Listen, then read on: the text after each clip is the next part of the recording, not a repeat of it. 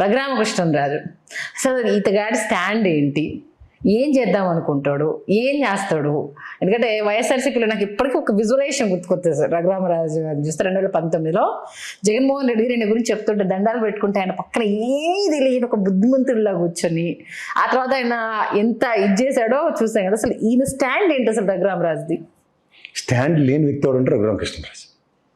ఇప్పుడు సాధారణంగా ఏంటంటే ఇప్పుడు ఆంధ్రప్రదేశ్లో కొత్త ట్రెండ్ ఏంటంటే నువ్వు కన్వర్టెడ్ క్రిస్టియన్స్ గురించి ఉన్నావా, విన్నాను. కానీ ఇక్కడ కన్వర్టెడ్ హిందూయిజం నడుస్తుంది. దాన్ని ఓవర్ యాక్షన్ అంటాం మనం. సడన్గా రఘురామకృష్ణరాజుకి ఆయన నియోజకవర్గంలో ఒక గుడి కనబడింది. అది 1950 సంవత్సరం నుంచి ఉందట. ఎప్పటిదాకా గుడ్డు గుర్రానికి పొందాడు. ఎన్ని సంవత్సరాలు ఏం చేశారు? ఫస్ట్ థింగ్ అది పాడుబడిపోయిన ఆలయం.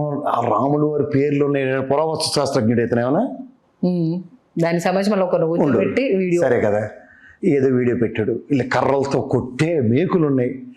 ఎన్నాళ్ళు ఈ అంతులేని కదా జయప్రద ఈ సింపతి స్టోరీలు మాకు. వాళ్ళు అప్పుడు పోలీసులు కొట్టేశారని, ఇప్పుడు జనాలు కొట్టేశారని. ఆవిడ బొట్టులే, వాళ్ళు కూడా మళ్ళీ అక్కడ కూడా చూడు, బొట్టు లేని ఆడవాళ్ళు భర్త లేకపోవచ్చు, లేదంటే ఆవిడ ఏదైనా అన్యమతస్తురాలు అవ్వచ్చు. నీకు ఆవిడ ఒట్టు కాటికల మీద నీకు ఎందుకయ్యా పోని. మళ్ళీ మనమాట ఒక విషయం మారదు.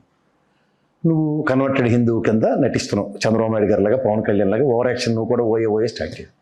మా పాలిట మీరిద్దరూ స్పీకర్లు కదా, ఒకడేమో డబ్బు కొట్టేవాడిని కొడతాడు, మీరేమో అనవసరమైన లక్ష్మీపతి వ్యవహారాలు చేసుకుని ఇందులో దూరుతారు.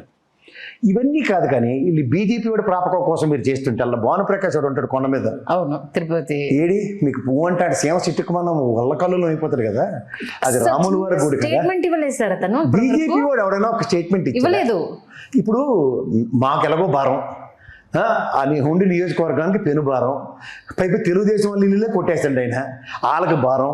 నీకు తెలుగుదేశం వాడో జనసేనోడో ఎవడైనా నీకు ఒకటి సింపతి కన్సర్న్ ఇచ్చాడా? రాముడు అంటే ఇలాగ పోనకాలు వచ్చినట్టు ఊగిపోతారు కదా ఓవర్ యాక్షన్ బీజేపీ గారు. వాళ్ళు కన్వర్టెడ్ హిందూసే కదా. ఏడ్రా ఒక్కడ సపోర్ట్కి ఎందుకు రాడు? ఒక్కడు బీజేపీ వాడు ఎందుకు నీకు సపోర్ట్ రాడు? ఈ భానుప్రకాష్కి అయితే ఎగేసుకుని ఓన్లీ బొట్లెట్టుకుని తిరగడమే కదా. ఈ విషయంలో నీకంటే మరి మామూలుగా నాగరాజు ఏడు కదా, ఏం ఒక్క మాట ఎందుకు మాట్లాడ్డా? ఏరు బీజేపీ వాళ్ళు లేరు ఆంధ్రప్రదేశ్లో కనుమరుగైపోయారా? అక్కడ రామ జన్మభూమి, అయోధ్య, రామాలయం వాటి మీద నెట్టరు మీకు ఫోకస్.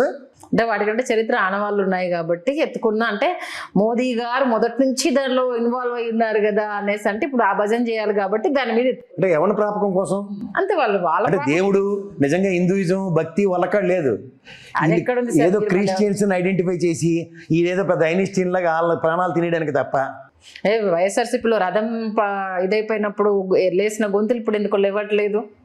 అప్పుడు ఎజెండాలు వేరు కదా, ఇప్పుడు ఎజెండా ఫిక్స్డ్ కదా. ఇది బీజేపీ ప్రాపకం ఎజెండా. ఫస్ట్ థింగ్ నీకు బీజేపీ కూడా ఎందుకు సపోర్ట్ చేయట్లే? రాములు వారి గుడి అంటే ఆయన ఊగిపోవాలి కదా, ఎందుకు ఊగట్లే? అక్కడ లోకల్ కన్సెన్సస్ నీకన్నా అక్కడ వాళ్ళకి ఎక్కువ తెలుసు. మీరు 1950 నుంచి నాకు తెలిసి భూమి పుట్టకముందు పుట్టారు కదా. మీరు ఏమేమి పాలబొప్పు కాదు కదా. మీరు నల్లగా రంగు వేసుకొని విగ్గేసుకొని మీసాలకు రంగు వేసినంత మాత్రం మీరు చిన్న మనిషి కాదు, మీరు పెద్ద మనిషే. మీరు ఆ నియోజకవర్గంలో మీకు ఒక పాత దేవాలయం ఉంది, దానికి ఏం చేయాలో ఒక సొన్నం కొట్టలేరు. ఇన్ని సంవత్సరాలు ఎందుకు గుర్తించలేదు? ఇన్ని సంవత్సరాలు గుర్తించుకోండి, మీకు ఇవ్వాలే. అది ఎందుకు జ్ఞాపకం వచ్చింది అంటే ఒక ప్రీ కన్సీవ్ ఉన్న అవసరంతో ఒక డ్రామా ప్లే చేయడానికి రెడీ అయ్యారని అర్థం కదా. అంతే కదా. ఊర్లో ఎందుకు ఎంటర్టైన్ చేస్తాడు? వాళ్ళ ఊర్లో అడిగి ఇప్పుడు నేను ఎన్నోసార్లు చెప్తూ ఉంటాను, క్రైస్తవ ప్రబోధకులు ఎవడన్నా వీధుల్లో తిరిగినా ఉభయ గోదావరి జిల్లాల్లో ఎరా ఇక్కడ అందరూ ఇందులో బయటపో అని గసిరిని ఉన్నాయి. వాళ్ళు ఏ రోజు రియాక్టివ్ మోడ్లో లేరు, వీళ్ళు లేరు వాళ్ళు లేరు. ఒక వీడియోలో ఉన్నాడు కుర్రాడు చెప్తూ ఉంటాడు, అరే నేను పుట్టిన కాడి నుంచి ఇదే రామాలయం ఉందరా, మీరు నా కళ్ళ ముందు 7 చర్చిలు కట్టారా అని మాట్లాడుతున్నాడు అతను. దానికి ఎవరు వీళ్ళు కానీ వాళ్ళు కానీ ఎక్కడ రియాక్టివ్ మోడ్లో లేరు. కానీ వీళ్ళే వెళ్తే ఎందుకు రెచ్చిపోతున్నారు, వీళ్ళే వెళ్తే ఎందుకు రెచ్చగొట్టబడుతున్నారు అంటే వీళ్ళ contentions and intentions are wrong. అంటే వాళ్ళకి స్మెల్ తెలిసింది, ఇదే వీళ్ళేదో దీన్ని ప్రాపగండా చేయబోతున్నారన్న స్మెల్ వాళ్ళకి తెలిసింది. ఎందుకంటే ఇప్పుడు అక్కడ 2 మతాల సంగతి ఉన్నారు. ఇప్పుడు పప్పు ఎక్కడ ఉందో ఉప్పు ఎక్కడ ఉందో నీకు తెలుస్తుంది. నేను వచ్చి ఇందులో ఉప్పు లేదేటమ్మా, ఇందులో ఆ డబ్బా కాదు సార్ ఆ డబ్బా అని చెప్తావా చెప్పవా? అంతే. సేమ్ అదే వాళ్ళ ఊర్లో వాళ్ళ పరిస్థితి ఏంటో వాళ్ళకి తెలియవు. అలా క్రిస్టియన్స్ అయితే మాత్రం, లేకపోతే ఒక ప్రాంతంలోనో ఒక ఊర్లోనో క్రిస్టియన్స్ ముస్లిమ్స్ హిందువులు కలిసి ఉండకుండా ఎవరైనా ఉన్నారా? ఎంతమంది లేరు సార్. ఇలా రోజు జుట్లు పెట్టుకుని వస్తున్నారా? వీళ్ళు క్రిస్టియను, ఆవిడ బొట్టెట్టుకోలేదు, నాకేదో డౌట్గా ఉంది, పెద్ద ఆవిడ పెద్దమ్మంటారట. ఈ బిల్డప్ స్టోరీలని మాకెందుకు? వాళ్ళ ఊర్లో అమ్మిన ఏంటనుకుంటే నీకెందుకు? ఆ గుడి దగ్గరికి వెళ్తే నీకు తగిలిందా లేదా అన్నది చూసుకో. ఇప్పుడు బీజేపీ ప్రాపకం కోసం ఎందుకు ప్రయత్నం చేస్తున్నట్టు? ఇప్పుడు మీ అందరూ హిందువులు అని చెప్పాలి కదా, వాళ్ళకి రెన్యువల్ ఉంటుంది కాంట్రాక్ట్. మీరు కూడా కన్వర్ట్ అయ్యారు ఇలాంటి ఏదో కోలం లేవు నింపమన్నట్టుకున్నారు. చూసి మేము హిందువులు అని చెప్పి ఐడెంటిటీ క్రైసిస్లో వస్తున్నారు వీళ్ళు. అదే అంటున్నా. మళ్ళీ మండలి చైర్మన్ మీరు క్రిస్టియనే కదా, జగన్ క్రిస్టియన్ అంటూ ఆయనను ప్రశ్నించడము, ఈ కులాల చిచ్చును ఎందుకు తీసుకొస్తున్నారు? ఎలాగైనా సరే కుల చిచ్చు రెగ్గొట్టి ఇదంతా జగన్మోహన్ రెడ్డి మీద నెట్టాలి. మీరు తీసి ఆయన మీద నెడితే ఆబ్వియస్ ఎప్పుడైనా తెలుసు కదా నీకు చిన్నప్పుడు. అదే తంతి అది వీళ్ళకి ఒరిజినల్గా చిప్పులు ఎగిరిపోయి చాలా రోజులు అయింది. అంటే నెక్స్ట్ టైం టీడీపీలో టికెట్ ఇవ్వరు కాబట్టి ఇప్పటి నుంచి బీజేపీ కోసం ప్రయత్నం చేస్తున్నారు. వాళ్ళు అసలు ఎవరు అంతేనా? అసలు ఒకే దేవుళ్ళు ఆడుకుని ఇక్కడ సాధించాడు. అసలు ముందే ఎత్తేసారు అక్కడ అందరూ కర్రబెల్ల కొట్టారు. ఈ అబద్ధాలు తినలేక మేము చచ్చిపోతున్నాం, రోజు ఈ పార్లమెంట్లో పూతరేకులు తినలేక చస్తున్నాం అని ఎత్తేసారు ఎత్తిపోతల పథకం. అప్పుడు తెలుగుదేశం వెనకాల దేవుళ్ళు ఆడితే వచ్చింది.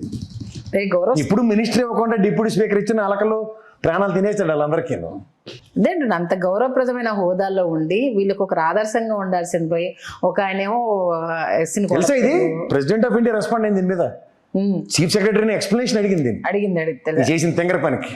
మళ్ళీ వాళ్ళతో వీడియోలు చేయించడం అంటే నేను తాగొచ్చి ఉన్నాను అనేసి అని స్పీకర్ అయ్యన్న పాత్రుడు గారు అందుకు కొట్టారు నన్ను అంటూ అతనితో మళ్ళీ వీడియో చేయించడము అదో దౌర్భాగ్యం. మళ్ళీ మరి అప్పుడు ఆయన డాక్టర్ గారితో వెళ్ళి ఉత్తరం రాయించారు ఎమ్మెల్యే అని చెప్పి వీడియోలు రిలీజ్ చేస్తున్నారు కదా. అంటే మీరు పవర్లో ఉంటే బెదర్ కొడుతూ ఉంటారు. ఇవన్నీ మనం భరిస్తూ ఉండాలి. నిజంగా అసలు తీసుకెళ్ళి ఊర్లో జాతరలకి అడిగిన డబ్బులు కొట్టే వాళ్ళు మందు తాకుండా పనులు చేస్తారా? కష్టం కదా. వాళ్ళ ఊపు రావడం కోసం కొందరు అది లేకపోతే అది కొందరు చేయలేరు. హెల్త్ డ్రింక్ కదా, మీ తెలుగుదేశం అయితే హెల్త్ డ్రింక్ అంటారు కదా. కొందరికి అది ఊపు రావాలన్నప్పుడు ఎందుకంటే వాళ్ళు నిలబడాలి, ఆ సౌండ్ వాళ్ళు ఆ వైబ్రేషన్ ఫీల్ అవ్వాలి. అలవాటు ఉన్న వాళ్ళు మానుకుంటే అది కుదరని పని. అది మొత్తానికి ఇప్పుడు ఆయన చేస్తున్న ప్రయత్నం ఇప్పుడు ఆయనకే బెడ్స్ కొట్టిందా?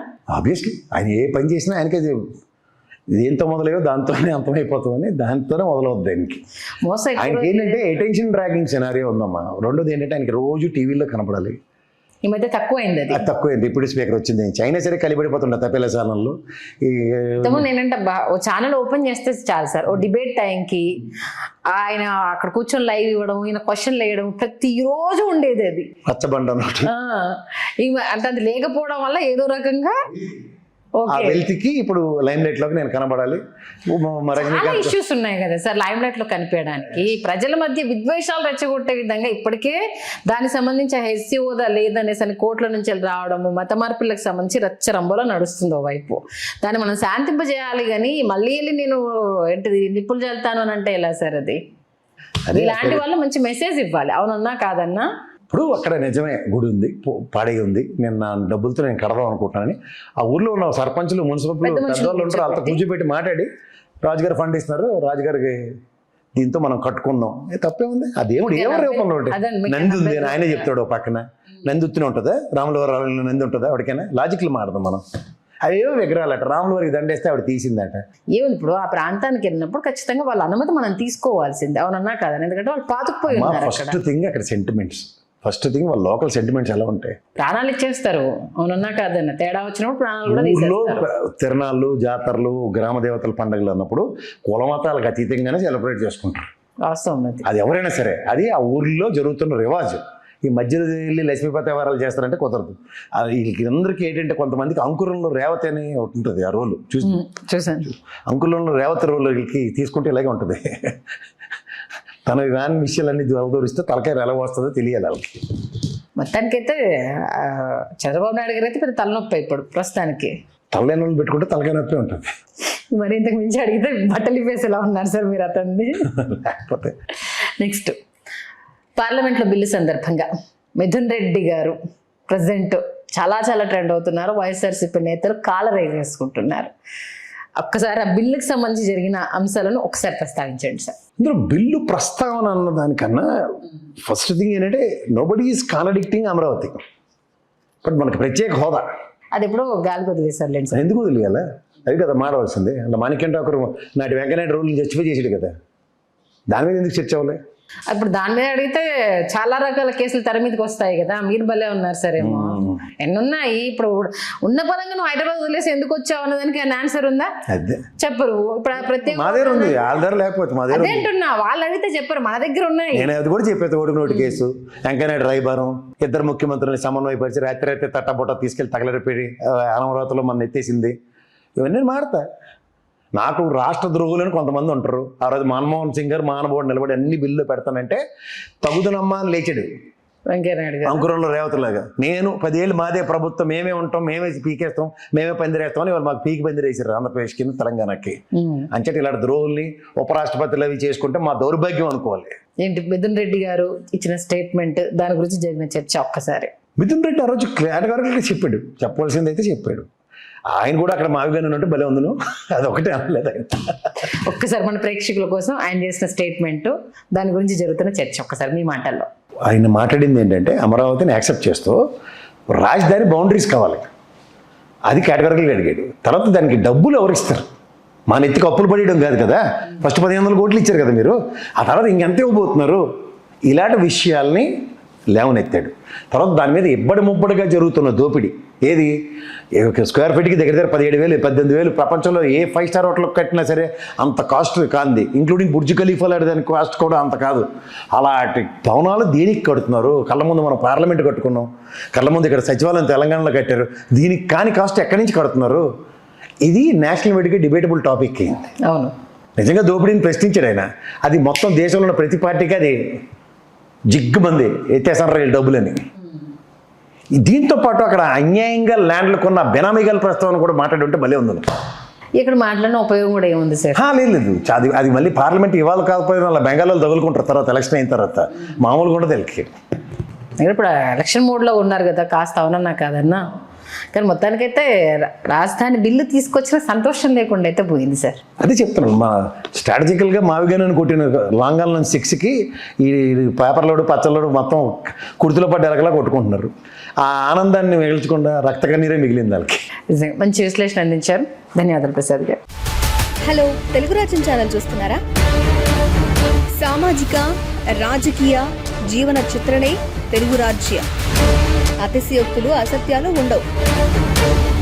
రాజకీయ కోణం కాదు, ప్రజా కోణమే కొలబద్ద.